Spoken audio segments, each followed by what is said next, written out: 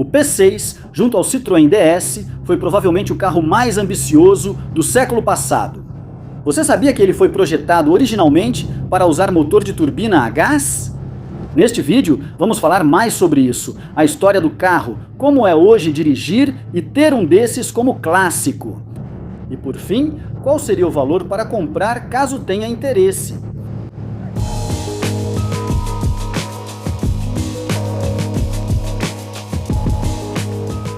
Nas décadas de 50 e 60, houve um grande boom na construção de rodovias por toda a Europa. Isso, por sua vez, levou a um grande interesse por carros comuns que pudessem manter altas velocidades médias. E a Rover percebeu uma lacuna no mercado entre os sedãs familiares, padrão de 1,5 litro, e os carros de luxo mais sofisticados de 3 litros, como o Jag Mark II. Agora, vale a pena lembrar do BMW Neue Klasse. Ele foi lançado mais ou menos na mesma época e era praticamente idêntico em conceito e tamanho. Ambos tinham comando de válvulas no cabeçote, mas o Rover produzia 104 cavalos de potência, enquanto o BMW 1800 apenas 90. Então, pelo menos na versão padrão, ele superava o alemão. Mas este aqui é o mais potente 2000 TC, ele tem um carburador extra. Isso nos dá 6 cavalos a mais, totalizando 110. E isso se compara bem com o Neue Klasse 1800 Ti, que tem peças de preparação alpina e exatamente a mesma potência. Se você tiver um Neue Klasse, entre em contato, pois gostaria de avaliá-lo também. Depois de toda a confusão que eu fiz antes, tenho certeza de que você está morrendo de curiosidade para saber o que é que torna esse carro tão avançado. Freios a disco, nas 4 rodas, eram praticamente inéditos em carros desse segmento nos anos 60. Em segundo lugar, o capô e a tampa do porta-malas traseiro são feitos de alumínio. E ainda tem aquela suspensão dianteira única. Vamos dar uma olhada rápida. Agora é o início dos anos 60, quando os carros de família tinham uma suspensão dianteira bem simples. Alguns, até os anos 50, ainda usavam suspensão de pilar deslizante. A suspensão McPherson era considerado avançado. Mas dá só uma olhada nisso. Então, o que temos aqui é um braço na frente e outro braço localizador atrás. Depois você tem isso, que é um pouco parecido com uma coluna McPherson, exceto que o amortecedor, em vez de ser incorporado à suspensão junto com a mola, está realmente localizado aqui em um ponto de pivô. Isso então empurra a mola e posiciona a mola na parte de trás e no topo do carro. Agora a pergunta é, por que eles teriam feito tudo isso? E a razão é que eles queriam obter o máximo de espaço possível no compartimento do motor para aquela turbina. Agora você pode ver aqui os painéis que abrigavam aquelas grandes molas, e isso significava que você tinha espaço extra ao longo dos lados. Agora, o fato de eles quererem instalar um motor a turbina a gás em um carro de família só mostra o otimismo, o espírito de nós conseguimos que existia na época. Algo que, aliás, faz muita falta hoje. No final, eles construíram alguns protótipos, mas sabiamente perceberam que uma turbina não era a unidade de propulsão ideal para um carro de família. O espaço extra no compartimento do motor, porém, foi útil quando instalaram o V8, derivado da Buick. Na traseira, não é menos radical, porque possui freios a disco internos, o que significa menos peso não suspenso, além de um sistema de suspensão de Dion. Isso é ótimo porque mantém as rodas paralelas à estrada, mas normalmente você teria que ter semi-eixos estriados. À medida que elas se movem para cima e para baixo, o comprimento relativo à roda muda, então o semi-eixo precisa ser capaz de se ajustar a isso. O que eles fizeram para isso, em vez disso, foi usar um tubo de Dion ajustável com um pequeno eixo deslizante. Nunca tinha visto algo assim antes, nem depois. Porém, esse sistema de suspensão sofisticado tinha uma desvantagem. O espaço no porta-malas é realmente bastante limitado. Você pode ver aqui que a suspensão invade esse espaço. O step fica ali, mas havia um kit de viagem que o colocava sobre o porta-malas, o que prejudica a visibilidade traseira. A máfia definitivamente não seria fã desse carro. Ele foi projetado por David Bach, que passou a maior parte da carreira na Rover e pode ser visto aqui com um SD1 ao fundo. Agora, supostamente, ele usou o DS, o Citroën DS, como inspiração. Tenho que dizer que achei difícil perceber isso, mas pessoalmente, do jeito que o teto inclina um pouco, dá para notar. E além disso, se você olhar para o protótipo da turbina, que tem uma dianteira mais estreita e achatada, aí sim dá para ver traços claros do Citroën. Também houve muito alarde sobre o interior, e o motivo disso é que ele deveria ser muito focado em segurança. Agora, eu mesmo não consigo ver isso, mas aparentemente, talvez algumas dessas superfícies não serem feitas de metal significava que era um pouco menos perigoso do que os carros anteriores seriam. É realmente muito bem feito, esses bancos são simplesmente fantásticos. Mas também tem uma coisa muito incomum, que é ter um porta-luvas aqui e outro logo abaixo do volante ali. Mas agora, vamos dar uma volta com ele. Vou te contar o resto da história e como é dirigir e ter esse clássico nos dias de hoje. Parece um pouco indigno no velho Rover, mas é o número 27, então vamos passar pelas marchas.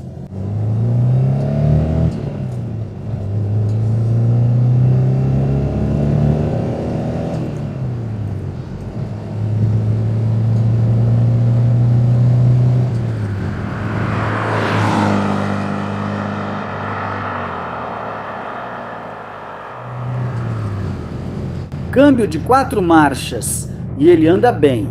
Os 110 cavalos não impressionam, mas permitem acompanhar o trânsito moderno sem problema. Mesmo em baixas velocidades, alguém da minha geração percebe rapidamente que este é diferente de qualquer Rover que já experimentei antes.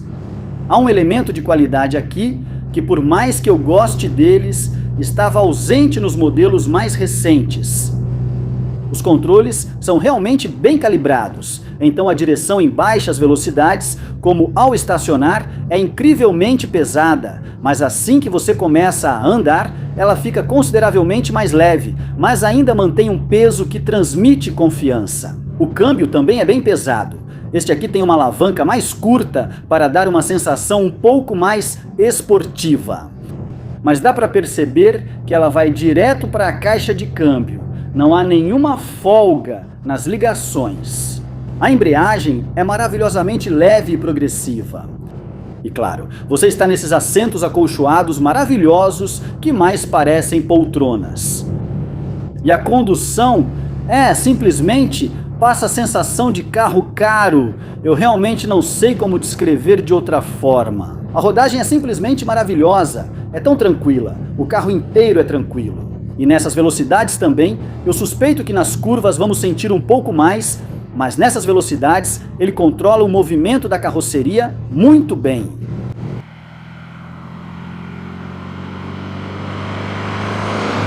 O P6 não tinha versão perua oficial, mas havia uma feita por terceiros disponível nos concessionários HR Owen.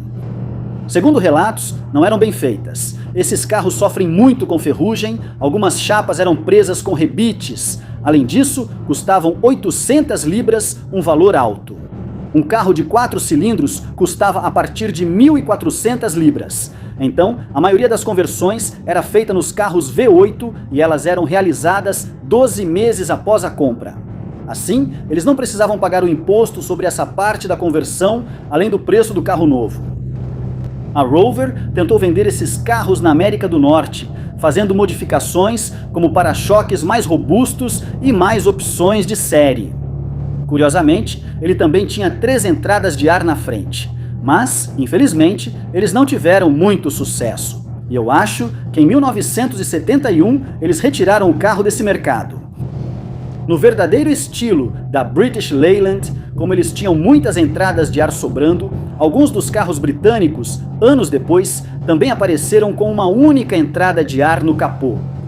A visibilidade e a vista que se tem nesses carros antigos realmente são incomparáveis. E no Rover, além de toda a instrumentação clássica antiga, que é realmente encantadora, você também tem aqueles pequenos dentinhos, bigodes, não sei como você quer chamar, as pequenas hastes das luzes laterais que ficam nas bordas do capô. Claro, elas indicavam que as luzes laterais estavam acesas e, ao estacionar, ajudavam a mostrar os extremos da carroceria. Acho que o painel tem um layout atraente. Agora há instrumentos extras que não existiam antes e o tacômetro, se não me engano, era opcional na época. Mas, fora isso, você tem uma ampla faixa de madeira que se estende até o painel da porta lateral, o que eu acho realmente elegante. E os botões são tão delicados. Todas as pequenas chaves tipo alavanca que você tem naquela fileira ali, além da seta, que também serve como buzina se você puxar para trás. Esses carros antigos são adoráveis. Então, no geral, é um começo muito bom para o P6e, de fato, foi um enorme sucesso quando foi lançado. Infelizmente, como de costume, nessa época no Reino Unido, as relações trabalhistas impediram o sucesso total que poderia ter sido alcançado.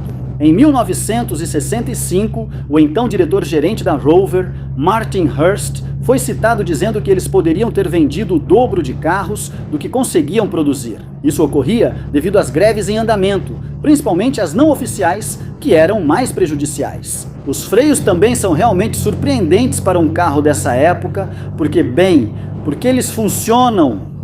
O pedal é bem firme e ele realmente para o carro. Tendo andado em outros carros que foram construídos nessa época, é preciso reconhecer o quanto isso teria sido revolucionário.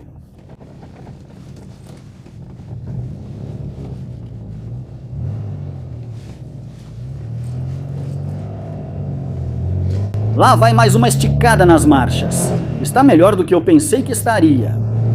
É um motor que responde bem.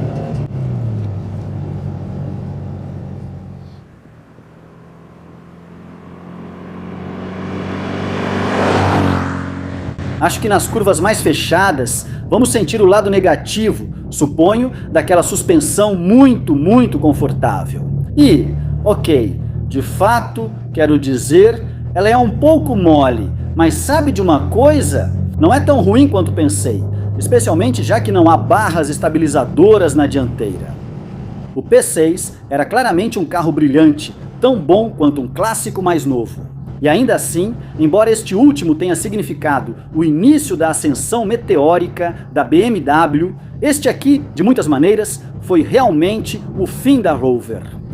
Foi o fim da Rover porque os carros que vieram depois, por melhores que fossem em muitos aspectos, é difícil dizer que eram verdadeiros Rovers no mesmo estilo que estes eram. Mas também, enquanto a BMW acabou se tornando, você sabe, uma empresa enorme, a Rover infelizmente acabou desaparecendo nos anos 2000, é uma história bastante triste. A boa notícia, porém, é que você pode mantê-la viva comprando um desses. Então, se você quisesse, o que você encontraria? Olhei ontem à noite e vi que carros para restaurar, que precisam de reparos, começam em 4 a 5 mil libras. Os melhores carros ficam entre 15 e 20 mil, mais ou menos, e você encontra alguns fora da curva. Estão pedindo 30, 35, até mais no continente. Agora, de modo geral, a boa notícia é que as peças estão facilmente disponíveis e não são muito caras. Os motores são bastante confiáveis. Acho que, se você for pegar os motores 4 cilindros como este aqui, então vazamentos de líquido de arrefecimento podem ser um problema. Os V8 são muito confiáveis, mas você precisa tentar fazer trocas de óleo a cada 3.000 milhas. E o líquido de arrefecimento, por ser um motor totalmente de liga leve, é absolutamente essencial. Você precisa usar o tipo certo de líquido de arrefecimento e tem que fazer a limpeza do sistema pelo menos uma vez por ano. Fora isso, são clássicos muito fáceis de se ter, não são muito caros. Pelo que vi hoje e pelo quão gostoso é dirigir, se você não busca um carro esportivo, recomendo que confira esses modelos. Acho que eles são realmente muito subestimados. E quando se trata de qual modelo escolher, sejam dos carros de 4 cilindros ou o V8. O V8 tem um apelo inegável por causa da forma como desenvolve a potência extra, aquele torque e o som. Mas não descartaria motores de 4 cilindros. Este é um ótimo motorzinho e ainda funciona muito bem neste carro. Você pode pensar que os carros de 4 cilindros também seriam um pouco mais ágeis, Mas, na verdade, aquele V8 todo de alumínio tem praticamente o mesmo peso. Acho que aqueles carros pesam só 20 quilos a mais. Então, em termos de dirigibilidade, embora eu não tenha experimentado um, não espero que haja uma diferença enorme entre os dois. Este carro em particular tem muito do que a maioria das pessoas chamaria de pátina. Ele é realmente muito original. O que adoro é que Steve, o dono, não considera o carro intocável, ele o usa sempre. Então, como resultado, além disso, ele é mecânico, e por isso o carro anda. Eu posso dizer, eu sinto que ele anda certinho. Mas ele não liga para um pouco de desbotamento na lataria. O lado bom é que você sente estar em um carro de verdade. Obviamente, há alguns pequenos sinais de desgaste aqui nos cintos de segurança e tal, mas isso só acrescenta à história. Ele é mecânico que atende a domicílio, atua em Northamptonshire, Oxfordshire, mas atende em qualquer lugar. Vou passar os dados dele. Ele é especialista em Triumphs e Rovers dessa época. Vou deixar os dados e o link do canal dele no YouTube na descrição do vídeo. Ele já fez alguns vídeos sobre este e outros carros nos quais trabalhou também.